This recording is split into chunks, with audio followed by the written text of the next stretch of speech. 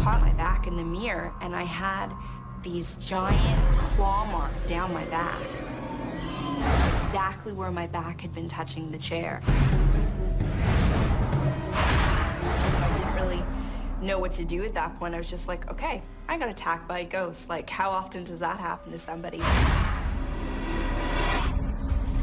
We went to bed. We started to hear drums and music. And it got louder and louder, and we were thinking, what is going on? And we weren't sure if he was actually a ghost. When the music got really loud and was getting louder and escalating, I started to get worried. I thought, what is he doing? It just kind of became natural. My mother was pregnant with twins, and my twin died sometime I was still in the womb. And when I was a little kid, I used to always look for him all the time, and I kept constantly asking for my brother David, and I was just always searching and asking for him. And as a kid, just always blaming my parents, like, where is he, where is he? So as soon as I was a little kid, I knew something was up.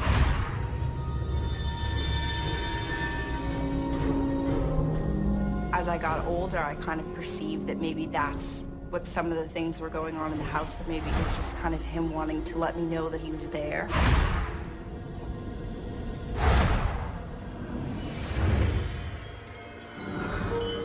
Most of us live in a world of buildings and cars and people. This is the everyday world, the world we say is real. But what if we were sensitive to another world as well? A world of spirits and ghosts and mysterious events.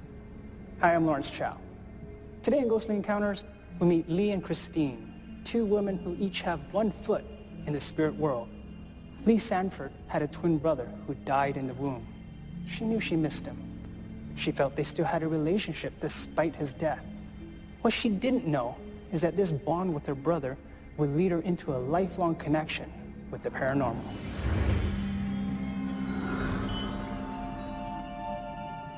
When I was little, I used to have a favorite teddy bear of mine that would sit in an antique rocking chair that I had in my room. And we just rearranged my room because I just gotten bunk beds, which I was very excited about.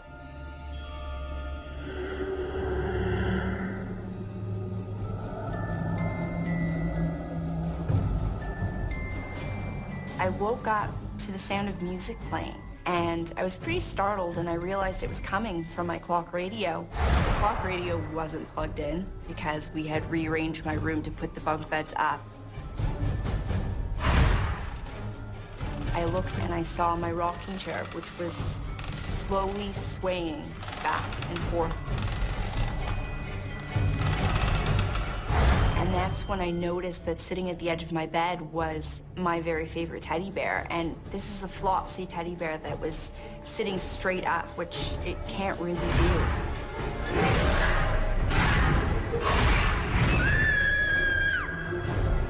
I just remember screaming for my parents because I was so freaked out, and I knew at that moment that it was nothing that I did. It wasn't my mind playing tricks. I mean, no matter what my parents tried to say to calm me down, I knew that there was something going on, and I was terrified.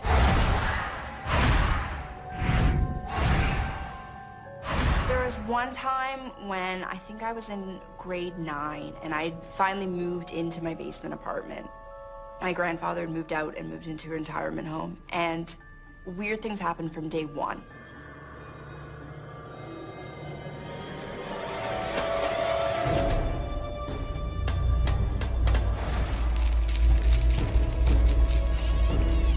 I could hear the cupboard slamming sometimes, and my lights would go on and off all the time, and at night, I could hear laughing.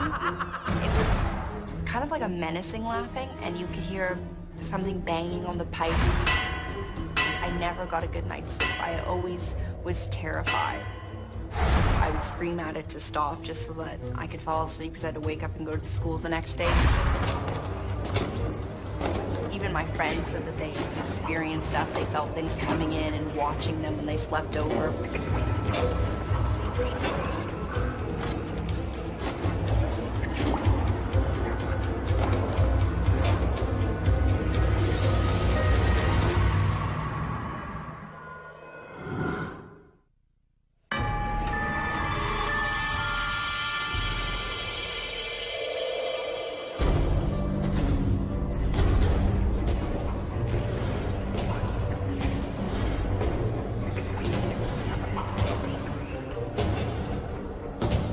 was one time when I think I was in grade 9 and I finally moved into my basement apartment. I never got a good night's sleep. I always was terrified. Even my friends said that they had experienced stuff. They felt things coming in and watching them when they slept over. They would claim that something would come in and they'd feel something standing over them or breathing on them. So I had some friends that didn't even want to come over anymore. Here I was 14 years old and I had to have the light on to go to sleep. I was terrified. I lasted 6 months down there and I couldn't stay down there anymore. So I moved out of there.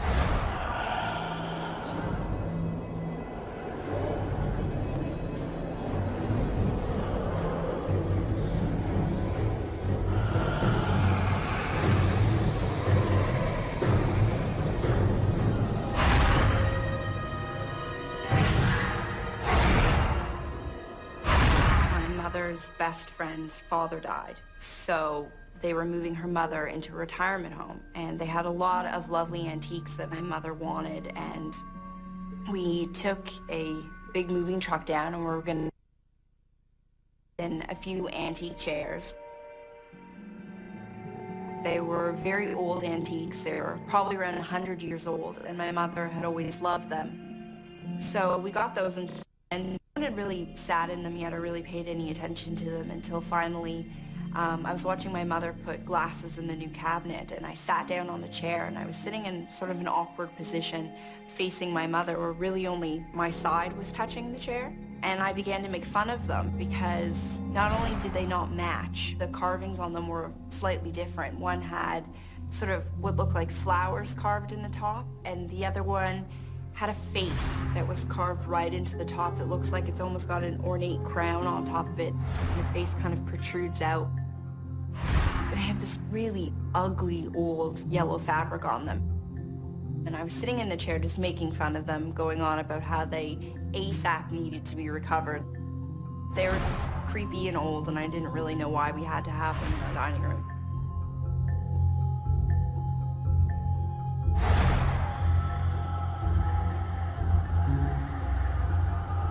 When I woke up the next morning, my back really hurt, but I didn't really think anything of it. I was just like, oh, I slept on it, funny, no big deal, until I went to go and take a shower, and I caught my back in the mirror, and I had these giant claw marks down my back, exactly where my back had been touching the chair. They couldn't have been caused by my fingernails. They couldn't have been caused by either of my dogs, and we all kind of came to the conclusion, almost half joking, half serious, it must have been the chair that, you know, maybe by making fun of it, something had come and caused the scratches on my back.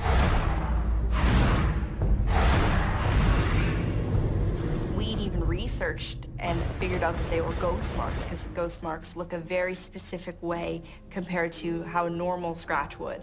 And I thought, these must be what these are. They look the exact same. So at that point, we all kind of came to the conclusion, don't make fun of the chair, because clearly it's gonna come after you. And I didn't really know what to do at that point. I was just like, okay, I got attacked by a ghost. Like, how often does that happen to somebody? They sit in the corner of my dining room. When I go down at night, I just feel like there's something sitting in the chair, and it does not like me. Not really in like a menacing evil, it's gonna get me. Disapproves of me, and it doesn't really like me, so I avoid those chairs at all costs. We'll never sit in them. A lot of people have claimed that in my hallway in front of my parents' room that there's a permanent figure there. A lot of people have claimed to walk into it. My sister always says that she walks into it all the time. People have just sensed something down my hallway.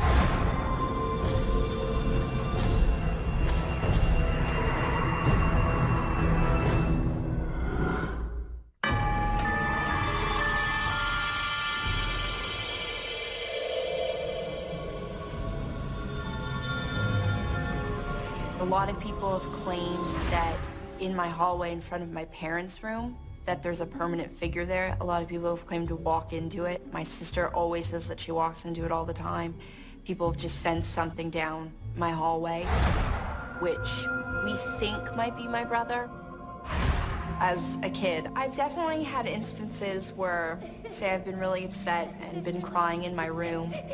The bed would go down a little bit, kind of like you knew someone was sitting next to you. And it was a comforting feeling. Sometimes I think, okay, maybe it could be my brother. And I'll know that it's him because I have felt an arm literally come over my shoulder.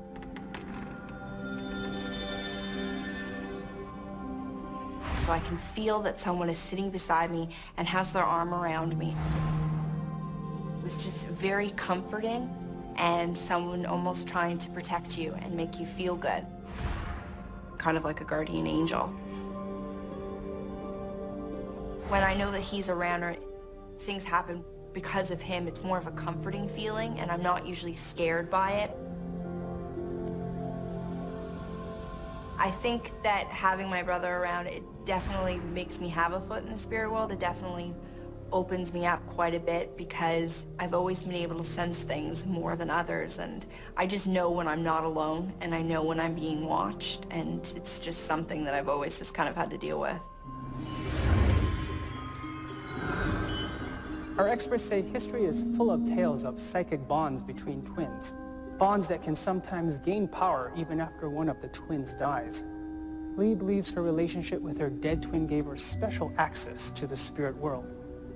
Christine Wright also has an extraordinary connection to the world of the supernatural. But the source of Christine's connection is very different. I delivered my oldest daughter. They put you in observation for a while just to see how you're doing, and something was wrong. My doctor told me that I actually was gone. I don't recollect that part of it because I was under. I remember leaving my body and looking down from a very great height. The surgeon couldn't even see what he was doing. There was so much blood. I was losing it so fast that they were taking blood directly from the refrigerator and transfusing it, and that's why I was so cold. And I recall looking at it and thinking, oh, I don't want all that pain and whatever was going on. And there was a lot of light. And it was a very loving light, like I felt like I wanted to be there in that light. So much peace, and I felt surrounded by love, most loving presence. It was almost like there were beings on each side of me, and they communicated to me that it wasn't my time yet, and I had to go back. I had work to do. At that point, I went back into my body, and it was hard. It was a very difficult feeling, like slamming into cement.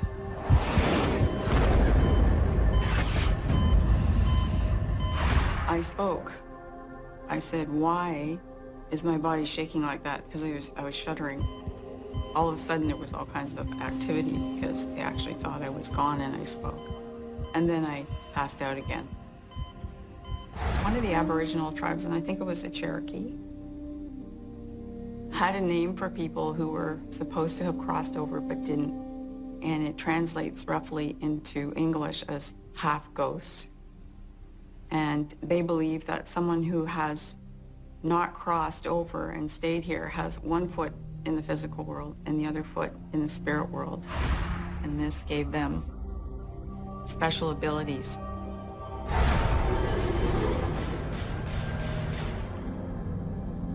I remember it was around my 40th birthday. My mother was very ill, and she had always wanted to go to Hawaii, so one of my sisters and I decided we would take her. They went there ahead of me. It was quite a long trip for me. It took about 20 hours to get there. And I arrived about 3 or 4 days after they had. I was very tired, and it was late evening, and so I had something to eat, and then I said, well, I think I'd like to go and lie down. Now, my sister and I were sharing a room, so I laid down in the bed and couldn't sleep, couldn't drift off. I just felt like there was something in the room.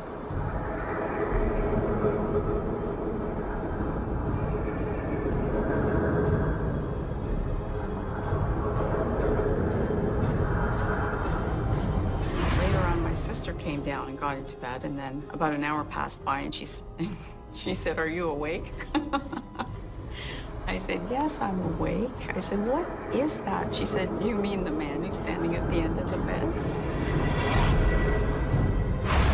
So then it was, oh my gosh, we're both perceiving this. She found it quite disturbing that this presence was in the room and looking at us, and very focused, not moving, not saying anything, not doing anything, just standing there. And we asked him to go away, but he didn't. And so we had a restless night.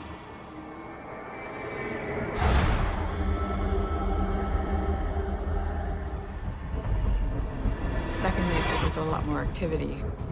When we went to bed, we started to hear drums and music.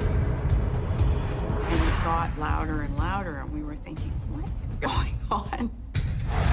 And we weren't sure if he was actually a ghost. He was dressed in, I would assume, some kind of ceremonial costume. He had a headdress that was around the top of his head with leaves and feathers and flowers. He had more of the same around his neck, and then like a little skirt, I guess you would call it, around the hips, and bare feet. Our perception was that he was some kind of witch doctor or medicine man. It was like a ritual, stomping the feet and shaking his hands and chanting a little bit. When the music got really loud and was getting louder and escalating, I started to get worried. I thought, what is he doing? Maybe he accidentally, came across us and then was like, oh, what's this, I don't know. We just asked, could you please go away? Please leave. I think we asked several times. He just decided he wanted to be there. It almost got to a point where it felt frenetic. And so I said, I've had enough. I'm going upstairs to sleep on the couch. He didn't leave. So we thought, well, we're going to have to do something else because he's not leaving. It took us a while, but we did find a New Age shop, and we went in and we spoke to the proprietors, and they said, you need to smudge the whole villa.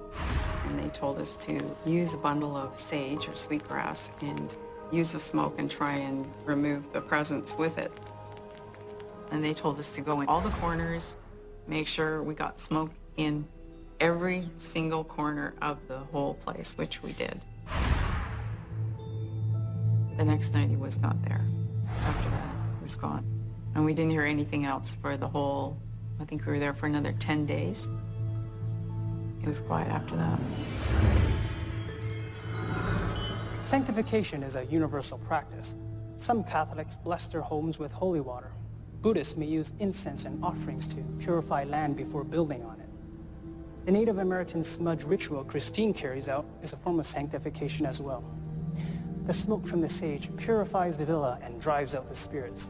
So it's important to smudge all the corners, for these are thought to be border areas between our world and the world of spirits. Both Lee and Christine feel connected to the world of the supernatural. As she moves through life, Lee finds she is not that happy with the responsibility of this power. Christine, on the other hand, has found a way to use her experience to deepen her connection to both this world and the next. No matter where I am, I experience stuff, so I assume it must be me. I just think that it's maybe that I'm more perceptive. Either ghosts are purposely trying to come through to make themselves known. I don't really know what the reasoning is for it, or the fact that I have someone watching out for me. I just know that these things happen, and so if something's trying to contact me for a reason, I don't really know what they want, because I don't really want that gift. I don't want that responsibility. Since then, I have volunteered for palliative care and assisted people crossing over. When people are having a hard time in life, I try to get them to understand that, this is transitory, that you are a spiritual being, that you are not your body. Your body is like the vehicle you travel in for this lifetime, and then you move on to something else.